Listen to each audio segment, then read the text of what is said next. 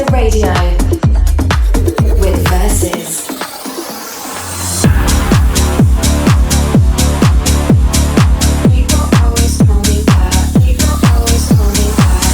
From the main stage to the underground, it's always a party. When I came to Spain and I saw people partying, I thought to myself, what the f***? All day, all night. All day, all night, all night, all night, all night, all night, all night, all night, all night, all night, all night. What the f***?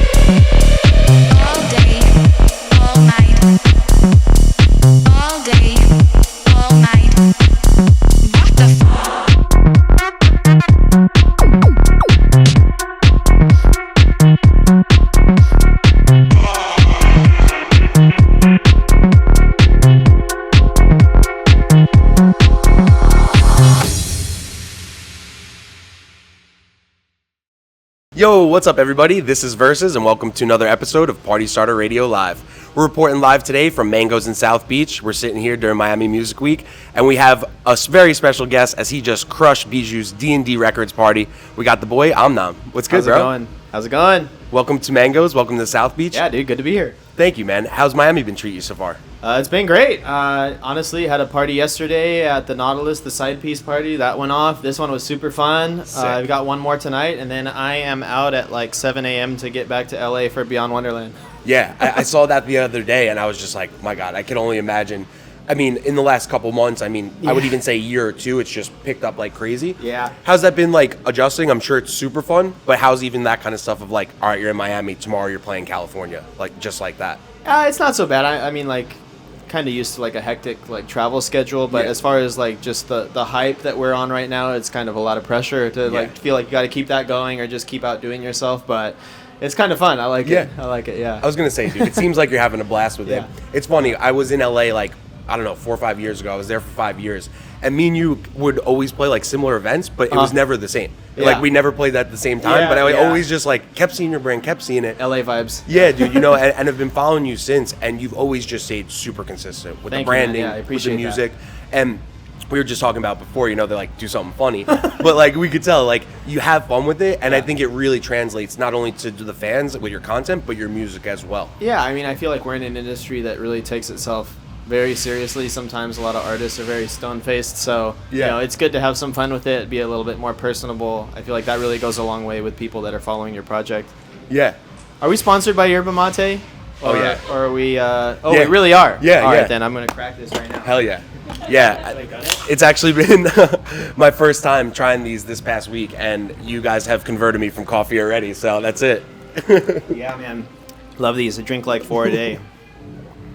Gotta put them down. Yeah. Super refreshing. They sent us like 7 different flavors. They just dropped a new lemonade flavor that is absolutely fire. No shit. So make sure you guys go check it out. Speaking of that, we also have, you know, you've had this crazy touring schedule. I just was seeing your content as well from Exchange LA. Yeah. The 360 show looked absolutely crazy, insane, right? I don't know how we lucked into that. It was like the first 360 show they've ever done there, or like the first one in, I don't know, like a decade or who knows how long. But yeah, like once we got that opportunity, I was like, yeah, let's jump on that. It's just like the perfect room for that. It's a perfect square. It's super tall, and we got out of there before the fucking roof collapsed the next day.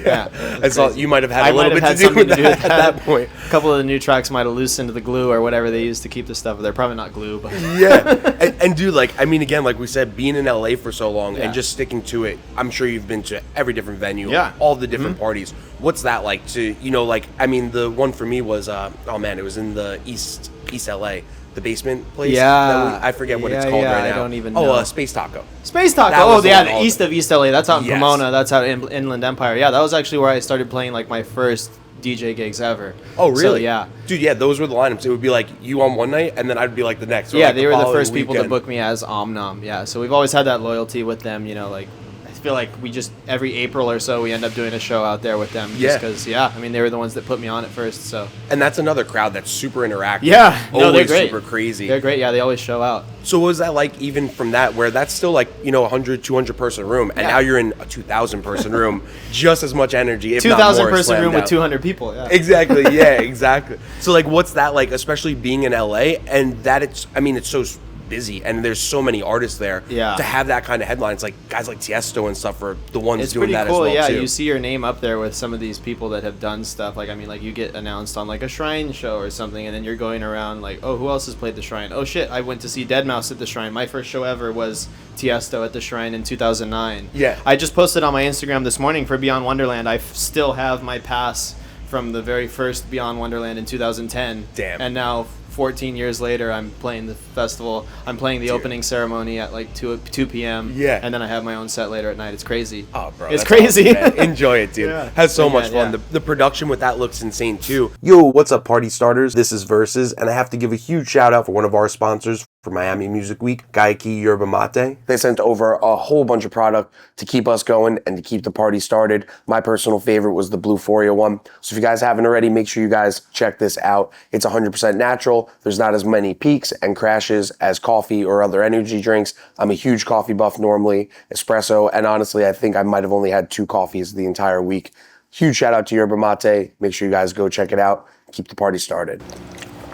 Yerba Mate. And, over the last 12 months, I don't think anybody hasn't heard Losing Control at this point.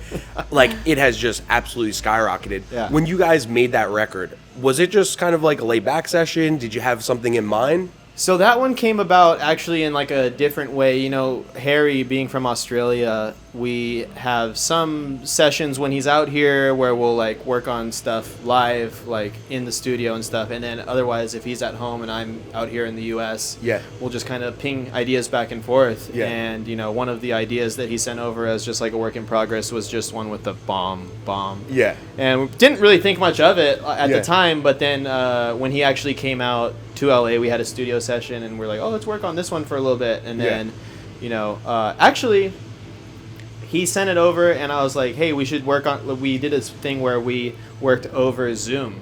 Oh, wow. And we were on a Zoom call with each other, like just webcam, and then we're like, all right, we're gonna give ourselves 15 minutes. We're gonna get off this call, work on something for this track, and then come back and we'll just show each other what we did. Yeah. And what I did in that 15 minutes was the and the middle section part, the and then he was like, oh yeah, that's kind of sick. And then when he came out to the next US the next time, we got in the studio and we kind of pieced it all together.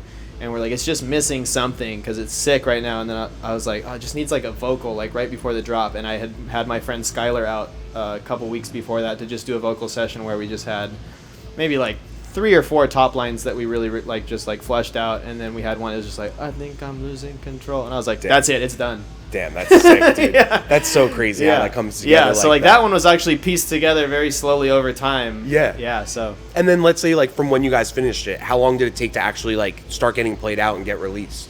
Well, we played it out that same night. We had our first ever back-to-back in Costa Mesa. Oh, wow. And it went off. And Damn. we're like, okay, this track is actually kind of sick. And like, you hear from like your managers or like your friends, like this track's fucking fire. And it's like, okay, yeah, like you say that about every I hope fucking you say thing, it, yeah. So, we'd had it for a while and we'd send it out to a few DJs to play out. And basically, like anybody that we sent it out to that had a label was like, I want to sign this track. I was like, oh, well, that's a good sign. Yeah. But let's not sign it to anywhere just yet. We don't Yeah. know how far we can get. And then just randomly scrolling through Twitter one night, I saw that John Summit tweeted out that he was like, oh, looking for tracks for like my Space Miami, was it Space or whatever? Yeah.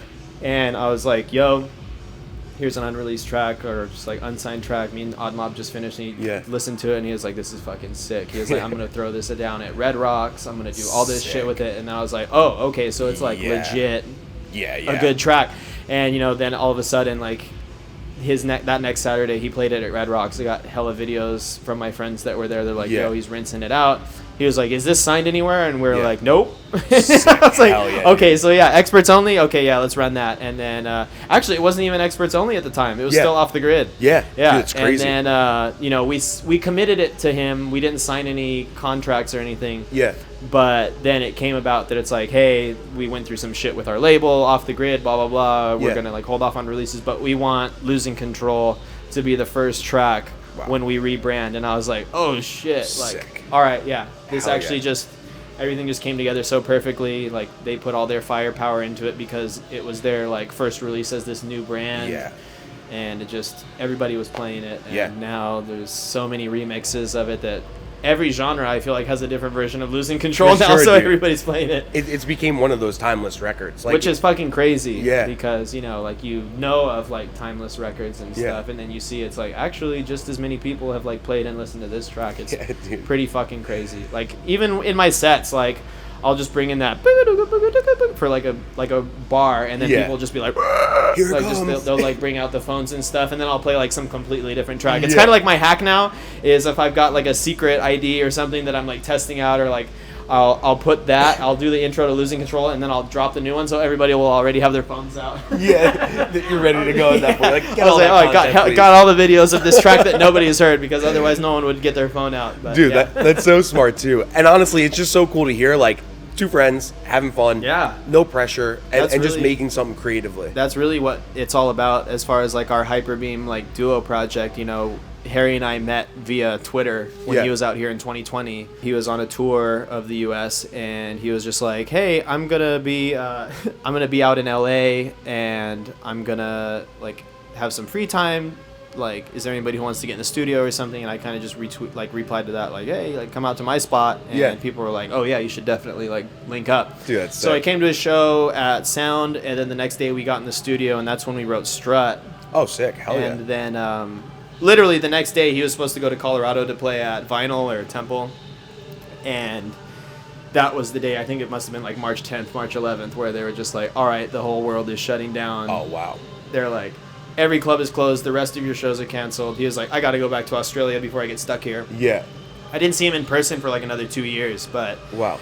Over time we just like sent in so many like projects back and forth and stuff. We're like, hey, maybe we should actually like make something of this. And the Hyperbeam project was actually really cool because it's something that's like kind of left of center. It's a little like different than what we would each do on our solo projects, but it's just us having fun making like crazy bangers and stuff, and it's been catching on. So yo, what's up, party starters? Make sure you guys like this video, subscribe to the channel, and if you haven't already, head over to Love It Apparel, who hooked up all the merchandise for this season, and they also got the exclusive Party Starter Radio merch.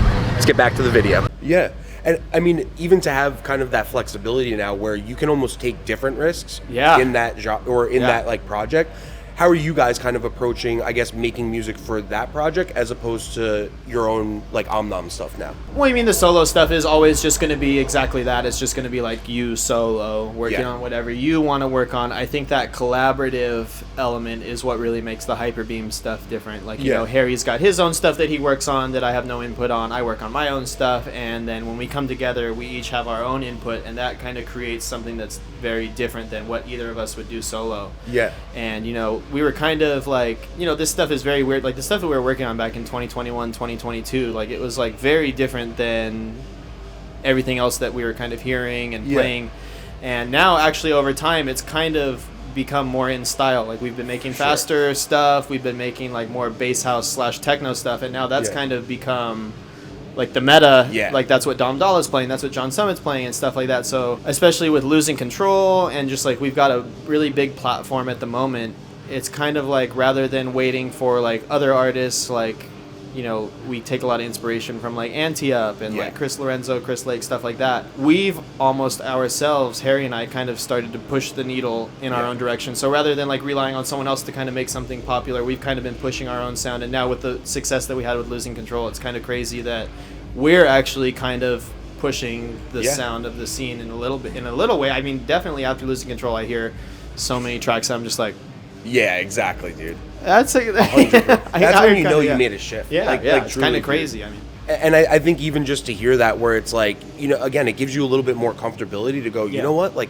let's just do some shit, you know, and not even sit there and be like, okay, we have to like match this or we got to one up it. Obviously, there's that pressure. Yeah. But you're gonna like, I don't know, for myself, when I box myself in, it almost takes away the excitement from the idea because you're so like focused on getting something done at that point. Exactly. Yeah. You know, I mean, we've had a lot of success with the stuff that we've just been making without trying to make it very like, you know, playable or, oh, we want so-and-so to play this or we want so-and-so to play this or this label to sign this. Yeah. We've kind of just been making shit that we think is sick and it's awesome. Actually been doing well. So like we can just keep doing that and people keep supporting it. I think that's the best situation you can be in. For sure. Yeah. And when you're in the studio, would you say there's like something that usually inspires you or like a certain process that you like to get inspired to start something new? Honestly, just listening to like each other's tracks that we've been like playing out lately or something like, or like, you know, other people's tracks that we've been playing out lately. It's like, oh yeah, this is sick. I've been listening to this guy. I've been rinsing out this guy's music, something kind of like that. And then kind of trying to just put our own spin on it. That's so awesome. Yeah, and then aside from even just the music stuff, with being so busy and working on so much music, is there anything that you like to do just in your free time to kind of like reset, chill out a little bit, and just have a little bit of fun? Yeah, you know, like just like the usual video games, watching YouTube. Oh yeah. Kill a lot of time watching YouTube. Yeah, Same to be here. honest, yeah, it's like so many different like interests. You can just watch hours of videos on it. So, dude, that's so awesome. And then besides that, like you said, you know, you got Beyond Wonderland and stuff. Yeah. What's like your touring schedule now for the next couple months? Like festival season, I guess, is officially open. So like for the Omnom stuff, you know, just like the usual, just like club stuff. I'm trying to think of like festivals that I have solo. I can't really think of too So are you guys many, trying to do Hyperbeam more of like the bigger shows together? For sure. We're trying to make the Hyperbeam stuff kind of like a rare occurrence. We want it to be kind of greater than the sum of its parts. You know, like more than just like, oh, Odd Mob plus Omnom equals Hyperbeam. It's got to be like Odd Mob plus Omnom equals like, does not equal Hyperbeam. Hyperbeam is just something completely different. Yeah. So the Hyperbeam stuff, we've actually got like a tour planned out. I don't know if we can announce like all the shows yet, but the first show is going to be at EDC Vegas. Let's go. That's going to be the first ever official Hyperbeam set. And then that same weekend, we've got Hangout, which is like way out in... That's Alabama. An awesome one too, yeah. And then we've got a few more I don't think we can announce just yet, but it's really going to be like big ticket, like either shows in like some big venues or like festivals. That's so sick. So yeah. And then like so far, has there been a bucket list venue or place that you've played, or is there one that you haven't played yet that you're really looking forward to hopefully soon? You know, Beyond Wonderland, for just the reason that it was like the first festival I ever went to, and I'm gonna cross that off tomorrow, so that'll be cool. You know, Coachella would be cool. I think next year, once we've picked up enough steam as like the Hyperbeam project, it would be cool to like get somewhere with that, like Sahara Tent or something. Yeah.